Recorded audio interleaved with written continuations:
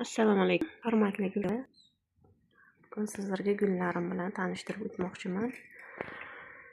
Qish oyida ham gullarim gullab, yashnab turibdi mana.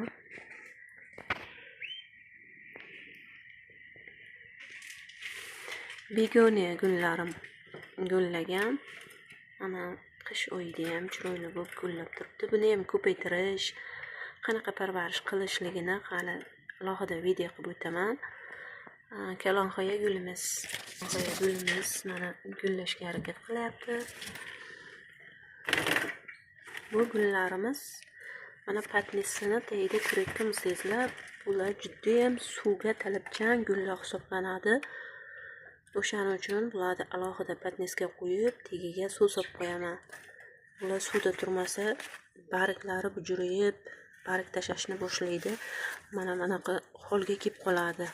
Juda ham injiq gul hisoblanadi. Mana bu kamila gulimiz. Kamila gulimiz ham mana ko'rganlaringizdek bir kun suvsiz qolib ketsa, ana shunaqa holga tushib oladi. Juda ham suvni yaxshi ko'radigan gul hisoblanadi. Gullarimiz gullashga harakat qilyapti. Bu har doim suvda turadi. Ana shunga e'tibor bering. Yonida bolachasi ham bor. Bu gullarni ham alohida hali darslik video qilib ko'rsatib o'taman sizlarga. Mana bu gullarimiz mana gullab turibdi. Bu ham tibidan ko'pgina chiqargan ildizidan xudo xohlasa bahor oyiga chiqib buni ildizidan bo'lib egamiz va sizlarga buni ham qanaqa qilib egish, qanaqa to'proqqa egish alohida video qilib ko'rsatib o'taman. Bu ham suvni yaxshi ko'radigan gul hisoblanadi. Qish fasliga qaramasdan tez-tez suv ichib turish kerak. Suvni juda ham yaxshi ko'radigan gul hisoblanadi. Keyin mana bu gulimiz bor. Bu gulimizni ham 3-4 ta tuvakka egib qo'yganman. Alohida gulga harakat qilyapti.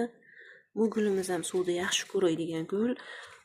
Bu gullar salqin hududda o'sadigan gul aslida nam iqlimda yaxshi ko'radi. Bitta yoz oyida ham buni quyosh tushadigan joyga qo'yib bo'lmaydi. Salqin havoga qo'yishingiz kerak, nam havoga. O'shaning uchun yoz oyida har kuni sprey qilib turish kerak mana bu gulga. Mana bu gulimiz ham zanaqa hisoblanadi.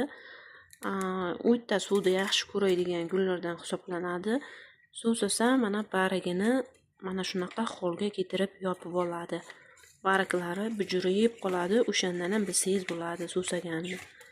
Yoz kuniga spreydan to'xtatmas kerak. Suv sepib turasiz barglariga va suvni yaxshi berib salqin haroratga qo'yasiz. Bu gulimiz juda ham injiq gullardan. Buni hamma bilsa kerak. Buni ham o'ta issiqda yoqtirmaydi. Salqin havo yaxshi, faqat bu tuvagini tagidan suv ichadi. Ustidan ichmaydi. Shunga e'tibor berasizlar. Mana bu gulimiz ham o'ta issiqda yoqtirmaydigan gul. Mana barglari burishib qoladi va bu qish oyida gullaydi asosan. Issiqda gullamaydi. Bu ham sal injiqroq gulimizdan. Hali buni ham alohida tema sizlarga tushuntirib o'taman. Begoniyalarga keladigan bo'lsak, begoniya gulimiz bu turi o'ta injiq turidan hisoblanadi.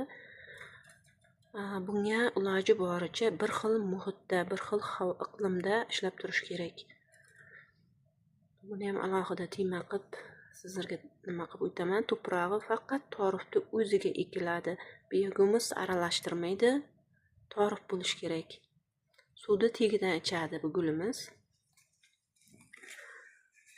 Shu kalonxoya gullarimiz, mana bizning kalonxoya gullarimiz gullab yotibdi o'zi.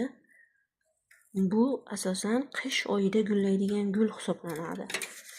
Qish oyida gullaydi. Gullab bo'lgandan keyin barg gulini ana shunaqa to'kib boshlaydi. Siz bu tibidan qirqib qo'yasiz. Gullab bo'lgandan keyin qirqib olib tashlash kerak sirazi. Agar o'zida tursa, gulingizni kuchini ham sug'urib oladi, gul o'sishga harakat qilmaydi.